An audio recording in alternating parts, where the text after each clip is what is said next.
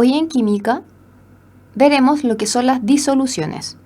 Vamos a identificar una mezcla homogénea y una heterogénea. La materia podemos clasificarla en dos grandes grupos, lo que es la materia pura y la materia que es considerada mezcla. La materia que es considerada pura tiene dos grandes grupos, aquellos que son elementos y compuestos. ¿En qué se diferencian ambos? En que la materia pura y que es considerada elemento solamente está formada por un tipo de elemento, ejemplo, el cable de cobre. Por otro lado, la materia que es pura y está formada principalmente por dos tipos de elementos distintos es considerada compuesto, ejemplo, cloruro de sodio. La materia mezcla, del grupo de la mezcla, tenemos dos grandes grupos, homogéneas y heterogéneas. Principalmente si nosotros observamos a simple vista ambos tipos de mezcla, homogénea y heterogénea, hay diferencias. ¿Cuáles? Las mezclas homogéneas se ve solamente un tipo de compuesto. En cambio, las mezclas heterogéneas, nosotros podemos observar dos fases, como un gran ejemplo, el agua con el aceite. Veamos con mayor profundidad este tipo de mezclas. Las mezclas homogéneas son aquellas que no se distinguen los componentes, como en el caso del jugo de naranja. Y las mezclas heterogéneas son aquellas que sí se distinguen los componentes, como el caso del agua con aceite. Dentro del grupo de las mezclas homogéneas es donde nosotros vemos lo que...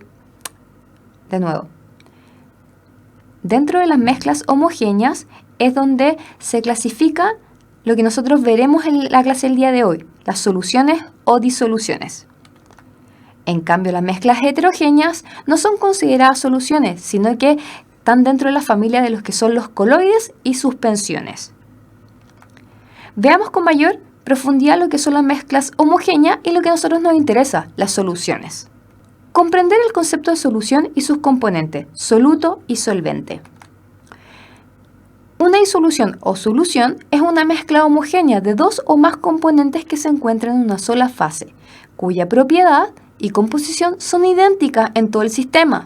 Es decir, no se distinguen los componentes a simple vista. Un gran ejemplo, el jugo de naranja.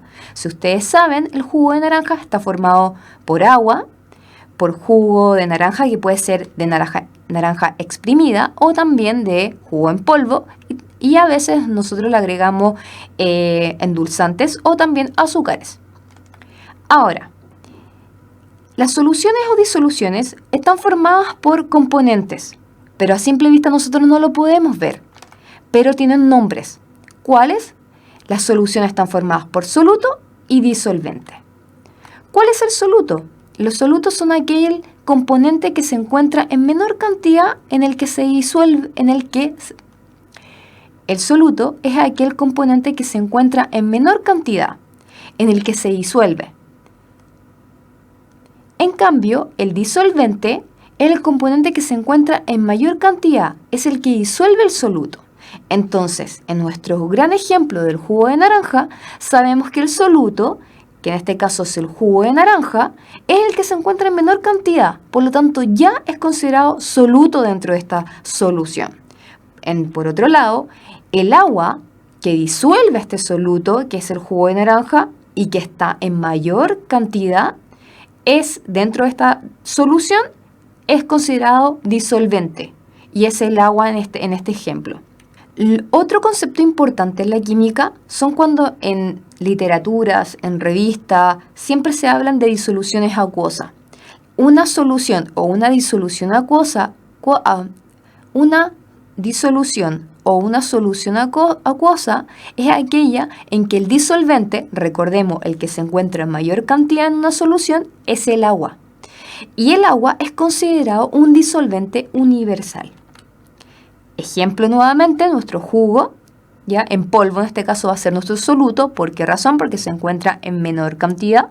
Y le agregamos un disolvente, que en este caso es el agua, porque es una solución acuosa, y que nos va a resultar de estas dos uniones una solución o una disolución acuosa. Y se forma en nuestro ejemplo del jugo de naranja. En el caso del estado físico de los componentes, imagínense ustedes que el soluto puede estar en estado físico sólido, líquido o gaseoso. Y el disolvente también puede estar en estado físico como sólido, líquido o gaseoso. Entonces nuestra pregunta es, ¿cómo será la solución en general? O, ¿cómo será la solución final? ¿En qué tipo de estado físico estará? ¿Será sólida? ¿Será líquida? ¿Será gaseosa? ¿De qué dependerá? Bueno, el estado físico de la solución final va a depender principalmente del disolvente, es decir, del que está en mayor cantidad. Veamos unos ejemplos. Soluciones o disoluciones.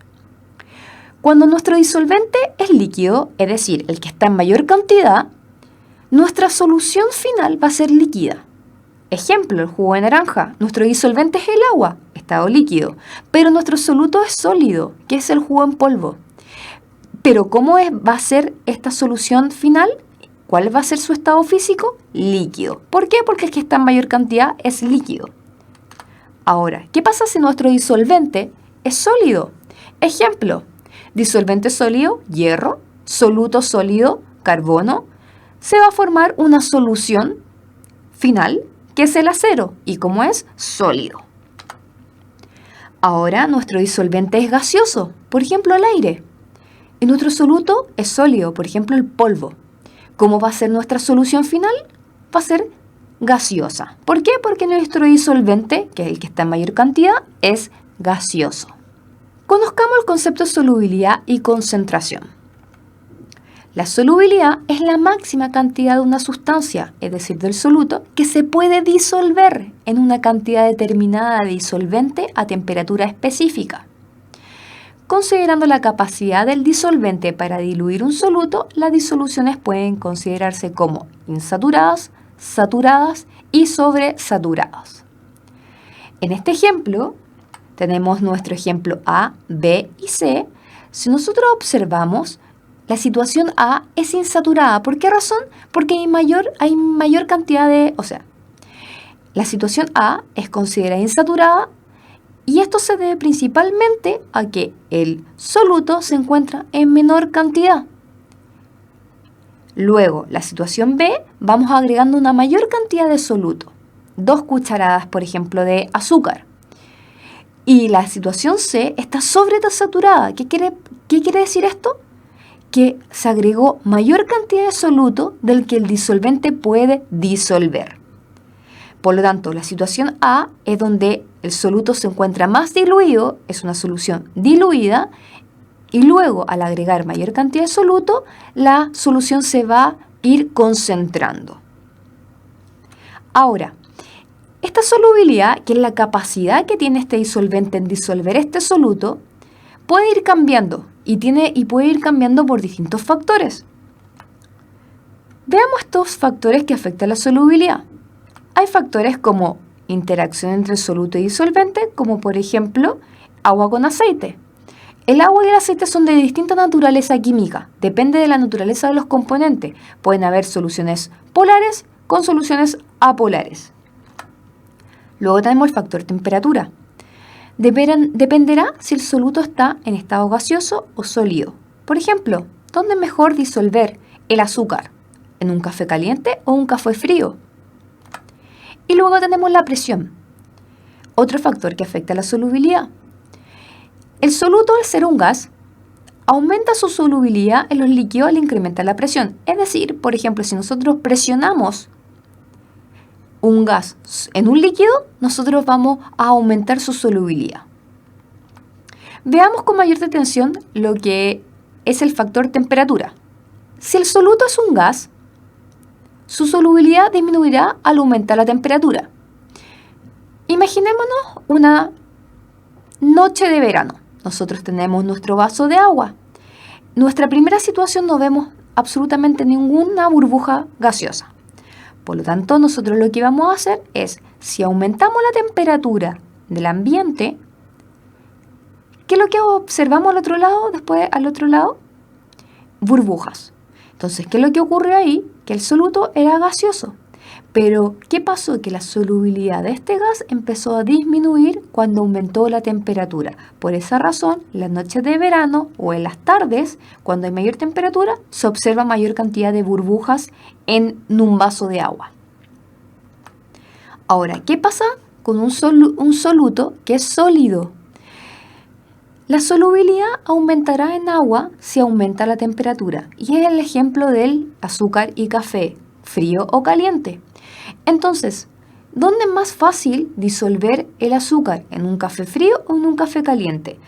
Obviamente en un café caliente o en mayor temperatura va a resultar mucho más fácil disolver las cucharaditas de azúcar que en comparación a un café frío. Por lo tanto, si el soluto sólido aumenta su solubilidad si aumentamos la temperatura. Hasta la próxima.